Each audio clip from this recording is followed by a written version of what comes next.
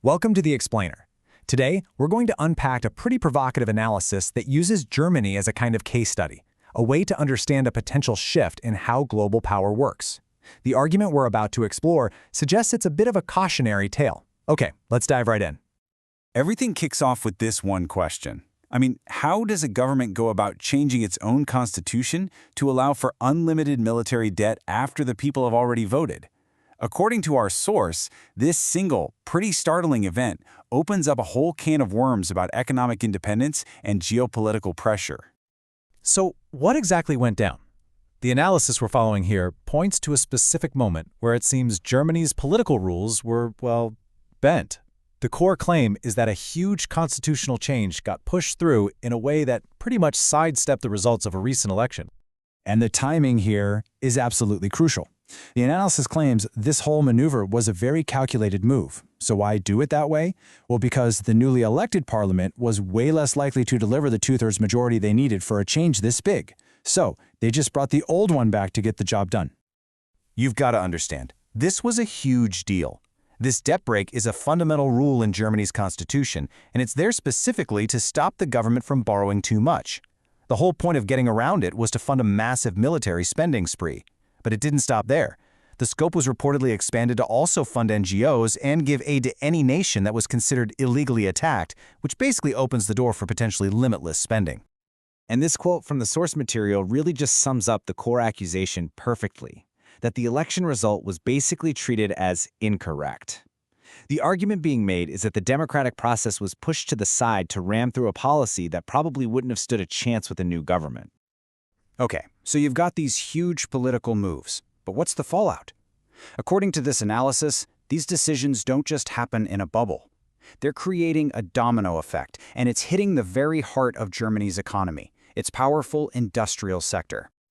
Yeah, the analysis really doesn't pull any punches, calling it a deliberate, almost suicidal deindustrialization. The warning is that hundreds of thousands of high-skilled, really well-paying jobs are now on the line, not because of some random market cycle, but as a direct result of these policy choices. And the scale of this impact is just stark. A 20% drop. That's a 20% decline in Germany's chemical industry, a pillar of its economy, all since the country shifted away from Russian energy. That's a massive number that translates into factories slowing down and investment just drying up.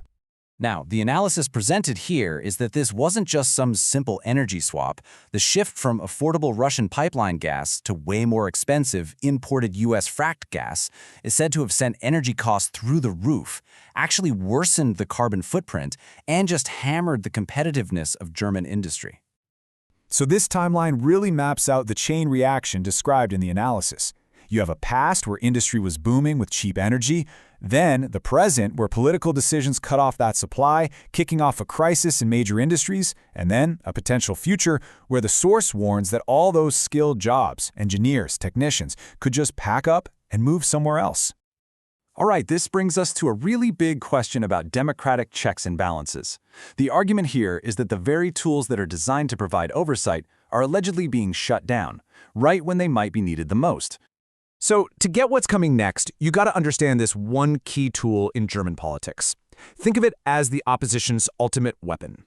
It's a special committee with the power to drag officials in for questioning and demand classified files to hold the government's feet to the fire. And 25% is the magic number. Yep, it only takes a quarter of the parliament to get one of these powerful investigations started. It's supposed to be a guaranteed right for the opposition. But here's the twist, according to this analysis. There's this political firewall that reportedly stops the mainstream opposition from working with the far-right AfD party. And since neither of those groups can hit that 25% threshold by themselves, this incredibly powerful oversight tool is basically useless. The source argues this effectively protects the government from any real investigation into huge events like the Nord Stream pipeline sabotage or even its response to COVID-19.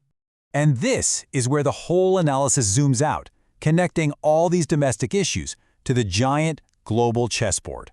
The central question now becomes, who is really calling the shots? This quote is presented as the absolute key to understanding a long-term geopolitical game. The argument is that a major goal of U.S. foreign policy has always been to stop an alliance between German tech and Russian resources from ever happening. because that could create an incredibly powerful new economic rival. And to back this idea up, the analysis draws a really interesting contrast. Look at India. When India kept buying Russian oil, the US response was reportedly just some threats of tariffs. But when it came to Europe, the pressure was to cut off Russian energy entirely, a policy that was, let's say, emphasized by the destruction of the Nord Stream pipeline. This comparison is used to ask if Europe is really acting in its own best interest. So how does this influence actually work? Well, the analysis points to a whole network of powerful transatlantic think tanks and leadership programs. It alleges that these groups, funded by a mix of US government bodies and private billionaires, help to, let's say, get European leaders on the same page as US strategic interests, even when those interests might actually hurt their own countries. Okay, so let's tie this all together. The analysis suggests that what's happening in Germany isn't just some isolated story. It might just be a blueprint for a much broader pattern that's starting to emerge across the Western world. And this right here gets to the absolute heart of the argument. The model being presented is a pattern where national economic interests and democratic oversight are basically being traded away for geopolitical alignment. You've got economic independence going down, while alignment with a larger power bloc goes way up. And at the exact same time, democratic checks and balances are fading. So, we've just walked through a pretty detailed analysis of one country's path. The final question this whole perspective leaves us with is one for you to think about. Is this really just one nation's story, or do parts of this pattern seem, well, familiar?